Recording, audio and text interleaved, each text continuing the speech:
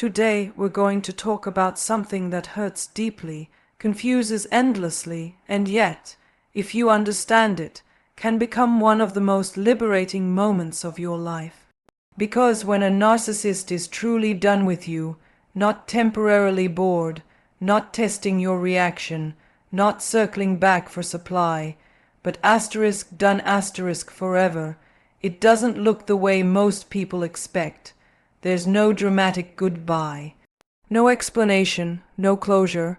What happens instead is quiet, unsettling, and often devastating if you don't understand the psychology behind it. Many people believe that if a narcissist leaves, it must mean they won, that you weren't enough, that you failed some invisible test, but that belief keeps you stuck in self, blame, and longing. The truth is far more complex and far more empowering. A narcissist doesn't discard people because those people lack value.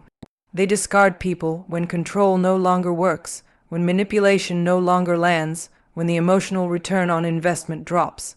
And once that internal calculation is made, something switches off inside them. This moment can feel like rejection, abandonment, even erasure. But what if this wasn't the end of your worth, but the end of their access? What if being done forever is not a sentence, but a release? Understanding this dynamic is not about obsessing over the narcissist. It's about reclaiming your clarity, your stability, and your sense of self after a relationship that trained you to doubt all three. And once you see what's really happening, you stop chasing answers, and you start choosing yourself. There is a moment in many people's lives that feels like a sudden emotional blackout. One day, the narcissist is engaged, reactive, pulling strings, provoking emotion, and the next day there is a chilling absence, no argument, no explanation, no visible anger, just a flat, indifferent withdrawal that feels final.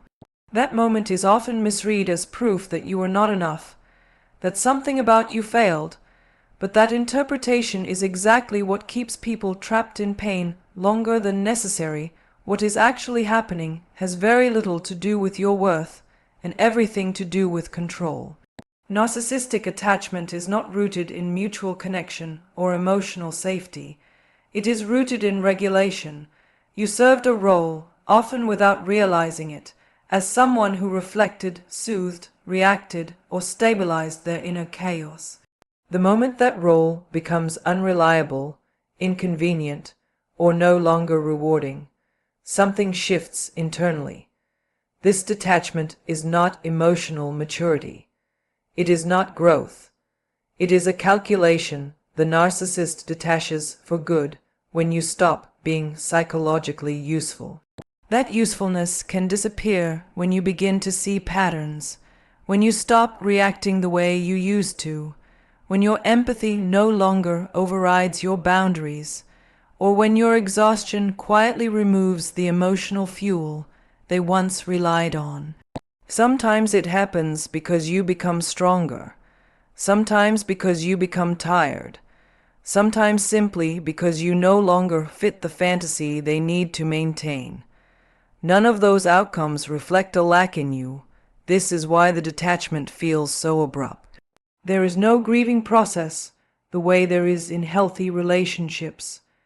Once the narcissist decides that the dynamic no longer feeds their sense of self, they shut down access. That shutdown is often cold and absolute because staying emotionally engaged would require self-reflection, accountability, or vulnerability, all of which feel threatening to them. So they move on psychologically long before you understand what just happened. The most painful part is that their detachment often occurs right when you are starting to grow. When you begin to reclaim your identity, trust your instincts, or hold your ground, their interest fades. This can leave you questioning whether your healing somehow caused the loss. In reality, your healing exposed the imbalance. You did not lose value. You lost your willingness to be consumed. Understanding this moment changes everything. It shifts the story from rejection to release, from abandonment to clarity, from what did I do wrong to what did I finally stop doing. The detachment is not proof that you were unlovable. It is evidence that you were no longer controllable, and when you truly grasp that, the silence stops feeling like punishment and starts feeling like space.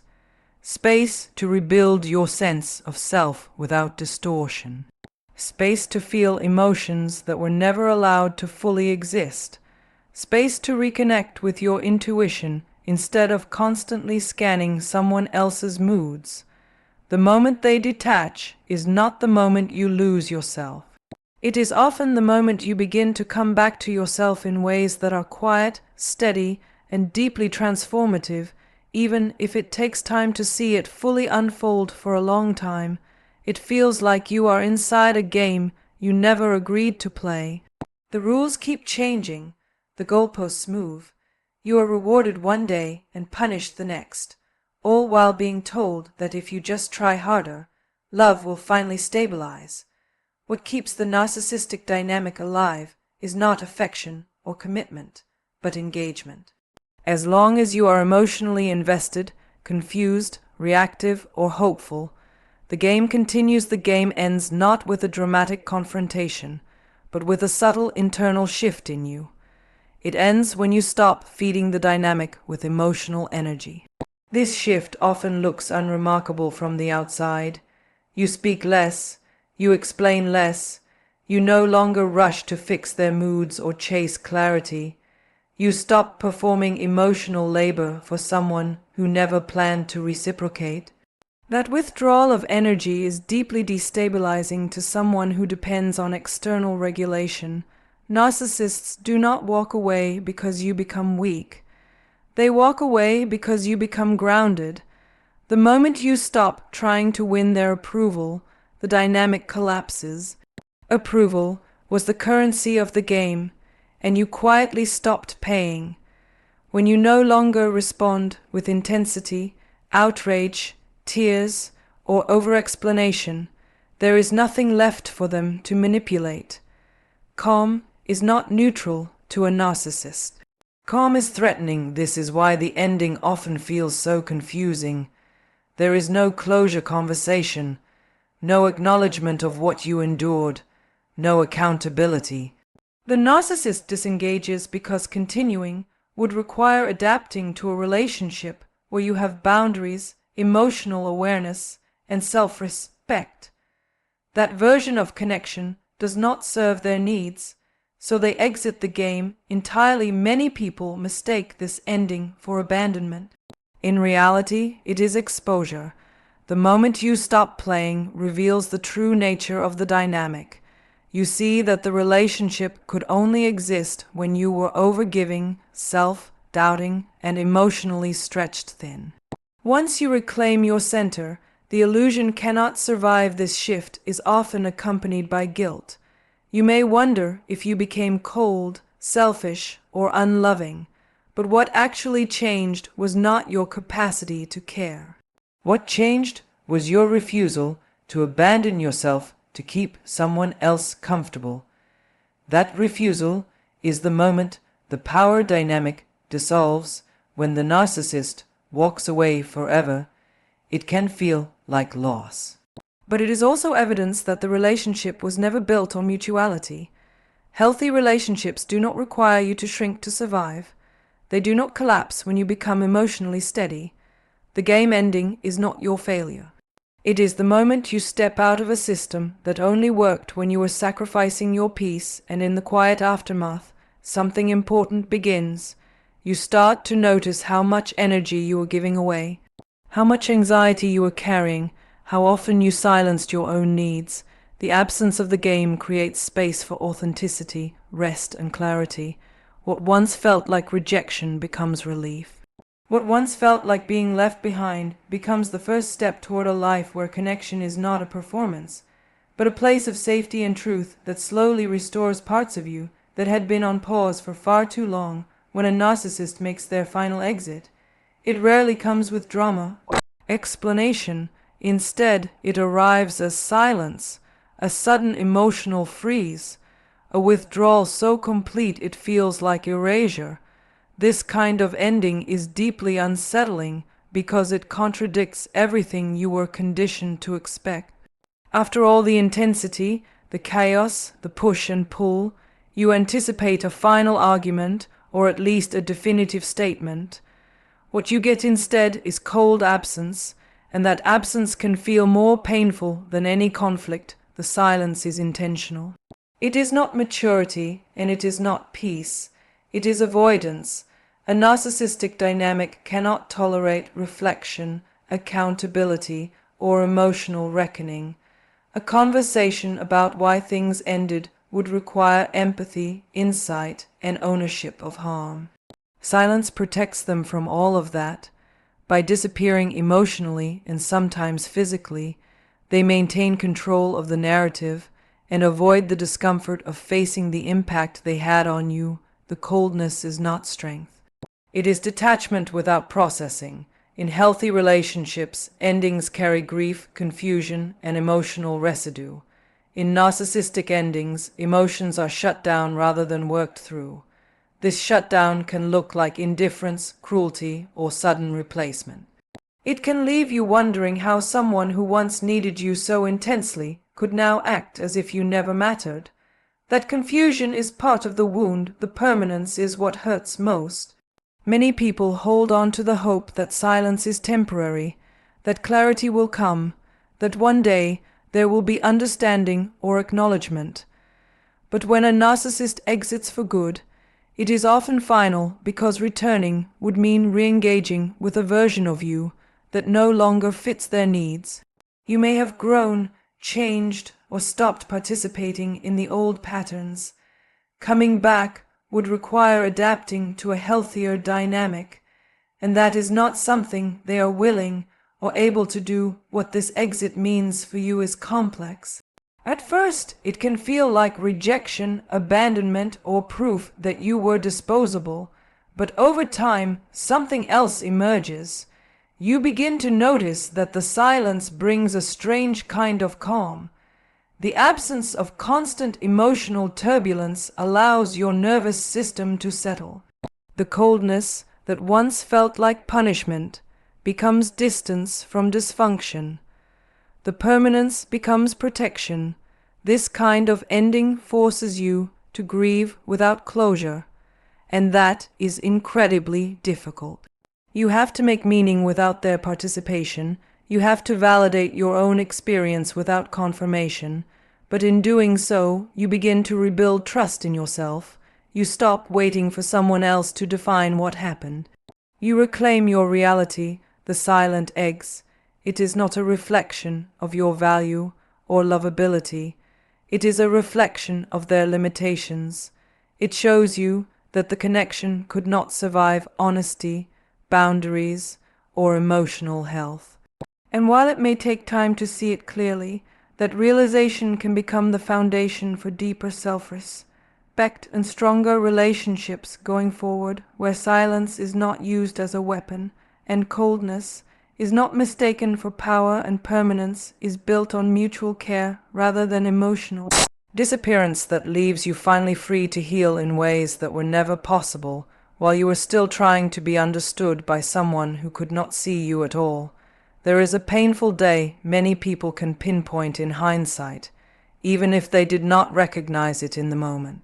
It is the day the energy shifts, the warmth fades, the responsiveness drops. You are still present, still caring, still trying, but something in the narcissist has gone quiet. That day is not about conflict or failure. It is the day you stop being useful in the way they need, and that realization can be devastating if you do not understand what usefulness means. In a narcissistic dynamic, usefulness is not love. It is not mutual support or shared growth. It is function. You may have been useful as an emotional regulator, absorbing their stress and soothing their insecurity. You may have been useful as a mirror, reflecting admiration and validation back to them. You may have been useful as a stabilizer, holding the relationship together while they destabilized it. And for a long time, you likely did these things instinctively, believing that patience, empathy, and consistency would eventually be met with the same. The shift happens when that role weakens. Sometimes it happens because you begin to set boundaries. Sometimes because you stop reacting the way you used to. Sometimes because exhaustion quietly replaces hope. When you no longer provide the same emotional output, the same reassurance, the same tolerance for mistreatment, the narcissistic system registers a loss. Not a loss of you as a person, but a loss of function. This is where many people internalize the wrong story. They assume they became less lovable, less interesting, or less important. In reality, they became less exploitable. That is a profound difference. The narcissist does not consciously think in these terms, but the internal response is immediate.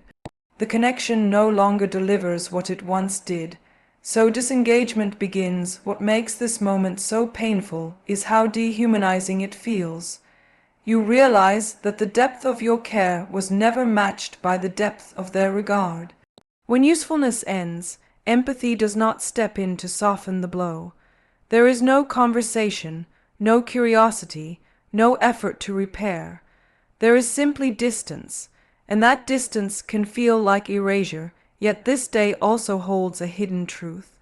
The fact that usefulness could end means you were growing. You were reclaiming parts of yourself that had been sidelined to keep the dynamic alive. You were no longer organizing your life around someone else's needs at the expense of your own nervous system. The ending was not caused by your failure. It was caused by your awakening. Understanding this reframes everything. You were not discarded because you were insufficient. You were released because you stopped abandoning yourself. And while the grief is real, there is also a quiet relief that follows. You no longer have to earn basic respect. You no longer have to prove your value through endurance. The day you stop being useful is often the day you start becoming whole again, even if it begins with lost confusion and a deep ache that slowly transforms into clarity, strength, and self-trust without needing their validation ever again. What matters now is not understanding them, but understanding yourself. The end of a narcissistic dynamic forces you to confront truths you were too busy surviving to see. You begin to recognize how much of your energy was spent managing someone else's emotions, how often you minimized your own needs, how deeply you learned to equate love with effort and pain. This awareness can feel heavy at first, but it is also the doorway to freedom. You are no longer required to prove your worth through sacrifice. You are no longer measured by how much you can endure, fix, or tolerate. The silence they left behind becomes a space where your nervous system can finally rest, where your thoughts are your own again, where your identity is no longer shaped by reaction. And recovery healing does not mean pretending it did not hurt. It means honoring what you went through without letting it define you. It means rebuilding trust with yourself, listening to your instincts, and choosing connections that feel steady rather than consuming. The ending you feared becomes the boundary that saved you. You may never receive acknowledgement, apology, or closure from them. But closure was never something they could give. Closure comes from clarity, from recognizing that walking away was not cruelty, but incapacity, and from realizing that the life waiting for you on the other side is not smaller without them, but calmer, truer, and finally aligned with who you are becoming.